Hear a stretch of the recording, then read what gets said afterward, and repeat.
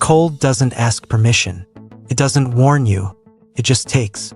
David Kowalski felt it first in his lungs, each breath turning to ice crystals before it even left his mouth. The thermometer clipped to his pack read -62 degrees Fahrenheit. But that was 3 hours ago, before he realized the trail markers were gone. Before the whiteout erased everything familiar. Before his GPS died. Now, standing in interior Alaska with darkness falling and the wind beginning to scream, David understood something most people never have to learn. At -62, your body doesn't slowly freeze. It sprints toward shutdown. You have minutes to make decisions that will echo for days. He was 7 miles from his snowmobile. Maybe 8. The trail he'd followed that morning had vanished under fresh powder and blowing snow. No shelter. No fire started. And the kind of cold that turns spit to ice before it hits the ground. The question wasn't whether he'd make it through the night. The question was how long he could stay conscious. If you've ever felt truly bone-deep cold, the kind where you can't remember what warm feels like, you understand. Stay with me. This gets worse before it gets better. 3 days earlier, David Kowalski was exactly where he wanted to be. He was 41 years old, a mechanical engineer from Fairbanks who'd moved to Alaska 6 years prior from Milwaukee. Not running from anything, running toward something. Space. Silence. The kind of wilderness that reminds you how small you actually are. His wife Sarah had stayed home with their 2 daughters. This was supposed to be a quick survey trip, checking trail conditions and shelter cabins along a backcountry route he'd used a dozen times. 3 days, 2 nights. He'd left on a Tuesday morning in late February, when the sun barely crested the horizon and temperatures hovered around -40. Interior Alaska in February isn't for beginners. David wasn't a beginner. He'd completed wilderness survival training, logged hundreds of miles on winter trails, and knew the ironclad rule. Tell someone your route, carry backup everything, and respect the weather forecast. He'd done all of that, filed a trip plan, packed his snowmobile carefully, extra fuel, emergency beacon, tent, sleeping bag rated to -50, food for 5 days, first aid kit, fire starting materials, spare batteries, even a backup GPS unit. What he didn't pack was doubt. The first day went perfectly. Clear skies, minimal wind, temperatures holding steady at -43. He reached the first checkpoint cabin by early afternoon, documented the condition of the shelter, and continued north toward the second waypoint. The plan was simple. Hit 3 cabins over 3 days, mark them on his survey map, and return home Thursday evening. The land itself was beautiful in that severe, uncompromising way. White spruce forests thick with snow, frozen creeks cutting through valleys, mountains in the distance that looked close enough to touch but were actually 30 miles away. No roads, no cell service, just the hum of his snowmobile and the vast, crystalline silence. He camped that first night near the second cabin, started a fire in the wood stove, melted snow for water, ate a hot meal. Everything by the book. Day 2 started to shift. The wind picked up around mid-morning. Nothing alarming, just a steady 15-mile-per-hour push from the northwest. But the sky changed. That clear, brittle blue turned gray, then white. The kind of white that erases depth perception. David checked his GPS, confirmed his bearing, and kept moving. By noon, the wind was gusting to 30. Visibility dropped to maybe 50 yards. He'd dealt with worse, but this was the kind of weather that required attention. Constant attention. He made a decision. Push to the third cabin, about 9 miles north, spend the night there, and reassess in the morning. If the weather worsened, he'd stay put. If it cleared, he'd complete the loop. Reasonable. Logical. But weather in interior Alaska doesn't negotiate. The storm hit like a wall. One moment, David could see the tree line ahead.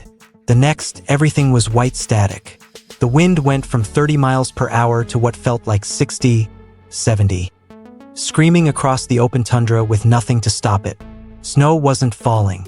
It was being weaponized, turning the air into a sandblaster made of ice.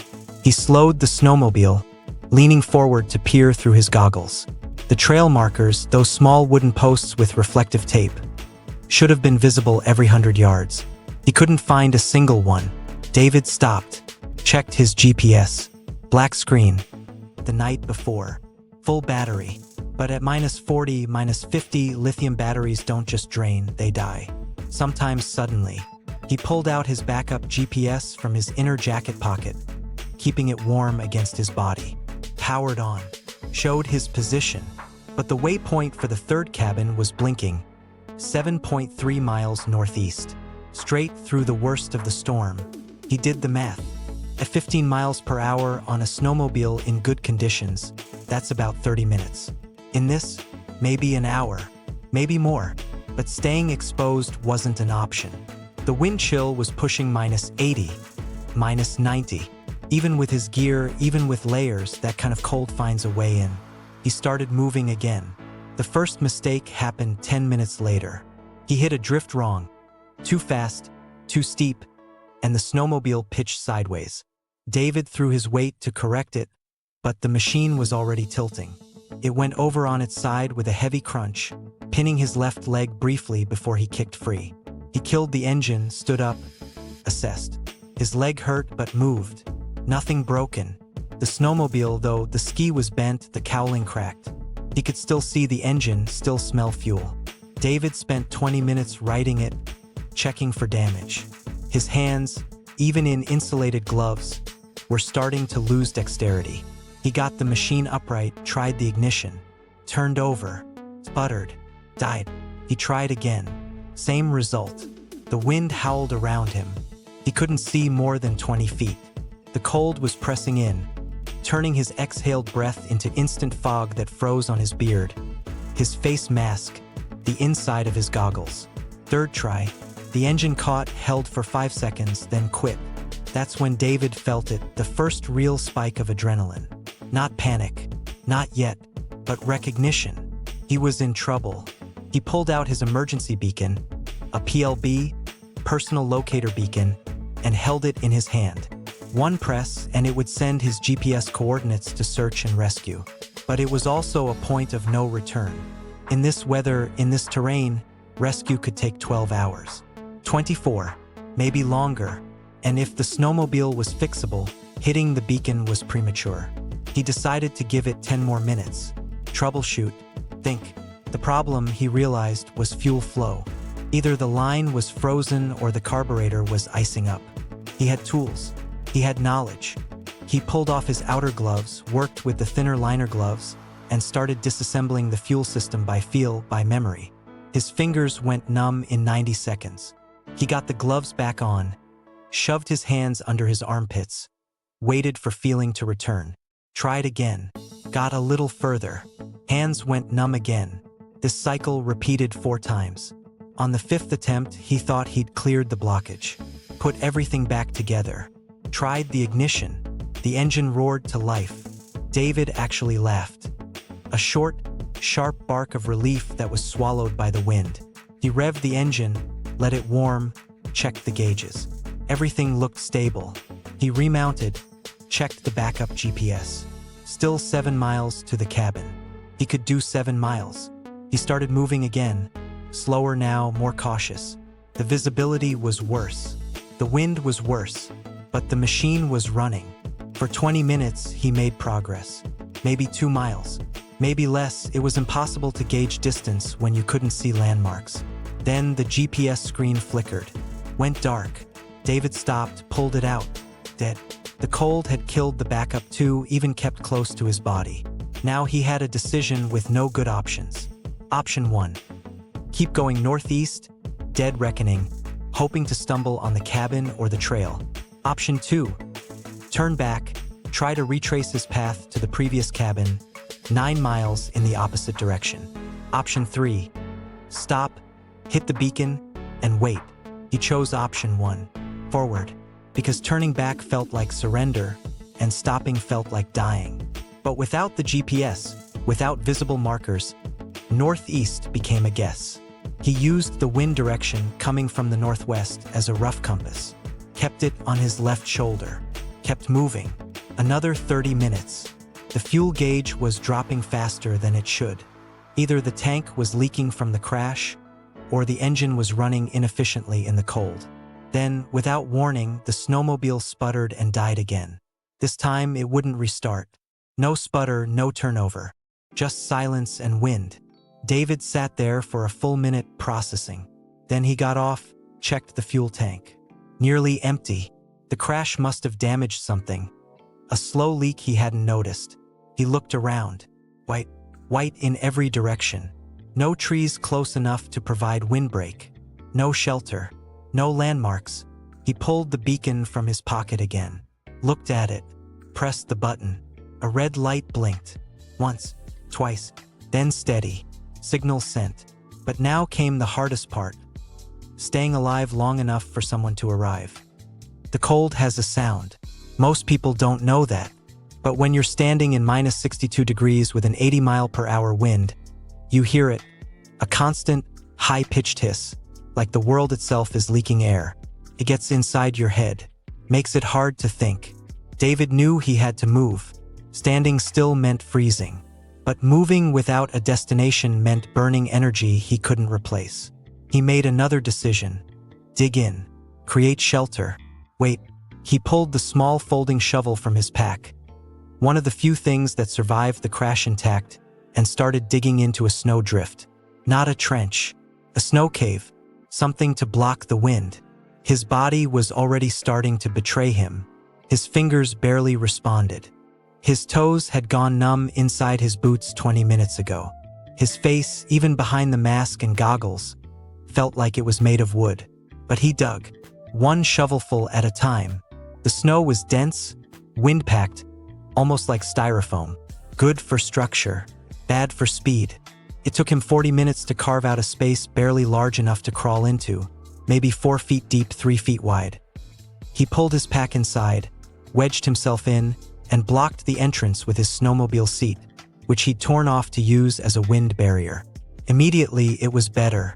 Not warm, not even close, but the wind was cut by 70–80%. The difference between minus 90 wind chill and minus 60 actual temperature. He pulled out his sleeping bag, unrolled it inside the cramped space, and climbed in fully clothed, every layer staying on. Boots, jacket, gloves, face mask, everything. Then he waited. His watch read 3:47 p.m. Sunset would be around 5:30. After that, full dark. And temperatures that would drop even further. Search and rescue had his coordinates. But they also had a storm to contend with. No helicopter could fly in this. Snowmobiles maybe, but even that was a gamble. The earliest he could reasonably expect help was tomorrow morning. 12 hours. Maybe 15. Could he last 15 hours? David took inventory. Physical inventory. His hands, numb but still functional. Likely first-stage frostbite on a few fingers. His feet, completely numb. That was bad. That was very bad. His core, still warm. The layers were working. The sleeping bag was working. His face. Exposed skin on his cheeks and nose definitely frostbitten. He could feel the wooden stiffness. His mind alert but starting to slow. The cold does that. Hypothermia isn't just physical. It's cognitive. Decisions get harder. Time stretches and compresses. He pulled out a protein bar from his pack. Tried to bite it. The bar was frozen solid, hard as a rock. He shoved it inside his jacket, against his stomach, hoping body heat would soften it. Water was another problem. His water bottle had frozen despite being insulated. He had no way to melt snow without fire, and fire inside a snow cave meant carbon monoxide poisoning. So no water, minimal food, and a long, dark night ahead. The hours crawled. He tried to stay awake at first, slapping his hands together, wiggling his toes, or trying to, anything to keep blood flowing. But exhaustion from digging, from fighting the wind, from the adrenaline crash, it all piled up. Around 7 p.m., he dozed off. He woke in darkness, disoriented, not sure if minutes or hours had passed. His watch. 9:23 p.m., nearly 2 hours gone. His body felt wrong, heavy, disconnected. He tried to move his hands. They responded slowly, like they belonged to someone else. He knew what this was. Hypothermia. Not severe, not yet, but progressing. His core temperature was dropping, and his body was pulling blood away from extremities to protect vital organs. He forced himself to move, clapped his hands, did isometric exercises inside the sleeping bag, tensing and releasing muscles to generate heat. It helped, a little, but the night was just beginning. Around midnight, the wind changed. The sound shifted from a steady roar to intermittent gusts that slammed into the snow cave like fists. Each impact sent a small shower of snow dust onto his face. He brushed it away, checked his phone. Still no signal, but he hadn't expected one. He turned it off to save battery anyway, just in case. 1 a.m., 2 a.m., 3 a.m. Time became elastic. He'd close his eyes for what felt like minutes and open them to find an hour gone. Or he'd stare into the darkness, counting breaths, and look at his watch to find only 5 minutes had passed. The worst part wasn't the cold anymore. It was the isolation, the complete sensory deprivation. No light, minimal sound except wind. Nothing to see, nothing to do, nothing to distract from the creeping awareness that he might not make it. Around 4 a.m., he started talking to himself. Just small things at first. Still here, still breathing, still fighting. Then longer conversations. Talking to Sarah, even though she couldn't hear him. Telling her about the girls, about the trip, about how stupid he'd been to push through the storm. He wasn't hallucinating. Not yet. But he was negotiating with his own mind, trying to keep it tethered to reality. At 5:30 a.m., he checked his toes again. Couldn't feel them. Couldn't wiggle them. He knew what that meant. Severe frostbite. Possible tissue death. If he survived, he'd likely lose parts of his feet. Maybe more. But that was a later problem. Right now, the problem was making it to sunrise. 6 a.m. The wind finally started to ease. Not stop, just ease. Gusts dropped from 70 to 50, then 40. David unblocked the entrance to his cave and looked out. Still dark, but a faint gray line on the eastern horizon. Dawn was coming. He'd made it through the night, but he still hadn't heard rescue. The sun rose on day 2 with brutal clarity. The storm had passed, leaving behind a landscape that looked like an alien planet. Sculpted snow drifts, windswept ice, and a sky so blue it hurt to look at. Temperature, -58. Better than yesterday, not by much. David crawled out of his snow cave, stiff and aching. His body felt like it weighed 1,000 pounds. Every movement was deliberate, slow, necessary. He scanned the horizon. Nothing. No snowmobiles. No helicopters. No sign of rescue. The beacon was still blinking, still transmitting. But had anyone received it? He didn't know. And that not knowing was worse than the cold. He made a decision. He couldn't wait passively. He had to increase his visibility, create signals, give rescuers something to aim for. Using the wreckage of his snowmobile, he pulled off the bright orange cowling and laid it flat on the snow. Then he stomped out large letters in the snow, SOS. Each letter 15 feet long, visible from the air if anyone flew over. Took him 2 hours. His body was shutting down, but his mind was still clear enough to understand basic survival protocol. Make yourself seen. Then he rationed his remaining food. 1 protein bar, now soft enough to chew. A handful of trail mix. Half a candy bar. That was it. No water still. His bottle was a useless block of ice. He'd read about people eating snow for hydration. But eating snow lowers your core temperature. At -50, that could be fatal. So he packed snow into his water bottle, tucked it inside his jacket, and hoped his body heat would melt it. Slowly, maybe. By noon, he'd started to hear things that weren't there. A distant engine, voices on the wind, his daughter calling his name. He knew they were auditory hallucinations, his brain misfiring, creating sounds to fill the silence. But knowing that didn't make them less real in the moment. He forced himself to stay grounded. Checked his watch every 30 minutes. Did mental math. Recited facts about the area, about his trip, about anything concrete. Around 2 p.m. on day 2, he saw it. A black dot in the sky, miles away, moving slowly from south to north. His heart rate spiked. He stood, waved his arms, yelled. Even though he knew sound wouldn't carry that far. The dot kept moving, didn't change course. David grabbed the small signal mirror from his emergency kit, something he'd almost left behind, and angled it toward the aircraft, trying to catch the sun, trying to flash a reflection. 3 flashes. Pause. 3 flashes. Pause. The international distress signal. The dot kept moving.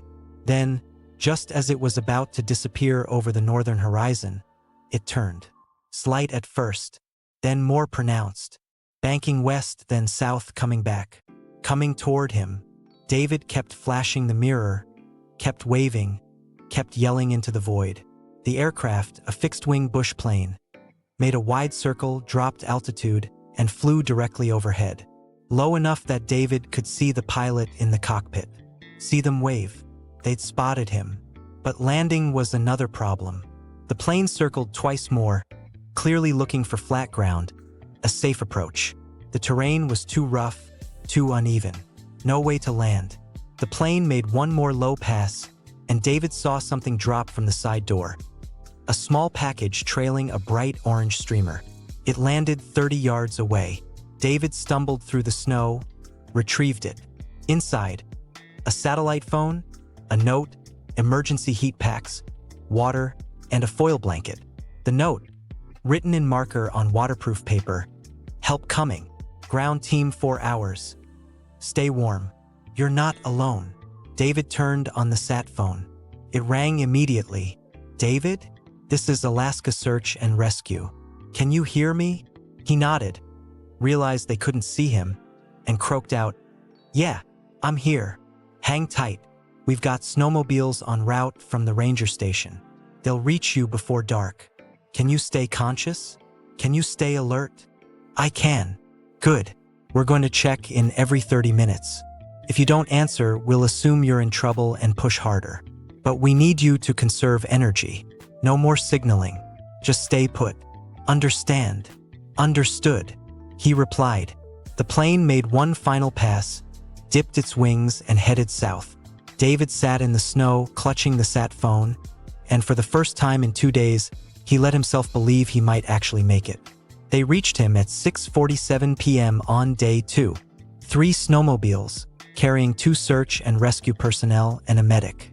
They found him exactly where the beacon had marked, sitting upright in his snow cave, still conscious, still talking. The medic checked him immediately. Pulse, temperature, responsiveness. Severe frostbite on his toes and fingers. Mild hypothermia, dehydration, but alive.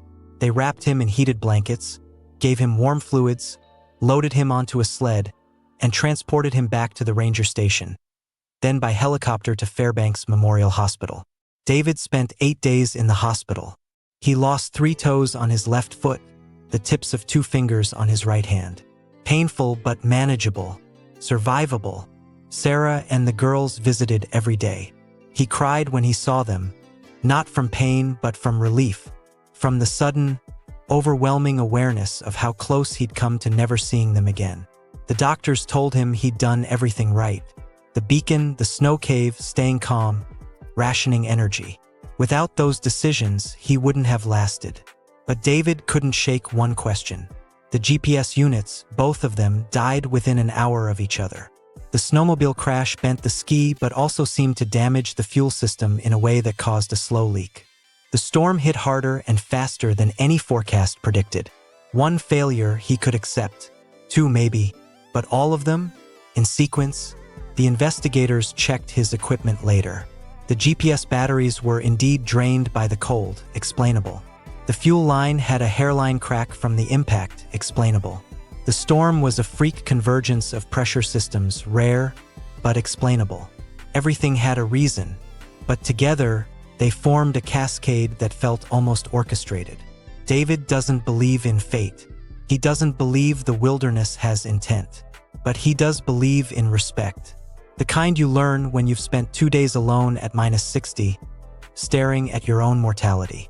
He still lives in Fairbanks, still goes into the backcountry, but he's more cautious now, more humble. He files longer trip plans, carries triple redundancy on everything, and never pushes through questionable weather. Because the cold doesn't ask permission. It doesn't warn you. It just takes.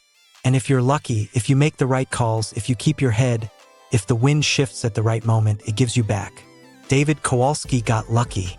He made it home. Not everyone does. If you've ever faced something that tested every ounce of your resolve, something that made you question whether you'd see tomorrow, you know the weight of that gift, the responsibility that comes with survival.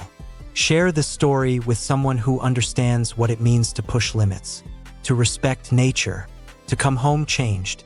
And remember, in the wilderness, there's no margin for error, only preparation, luck, and the will to keep breathing when everything tells you to stop. Subscribe so you don't miss the next.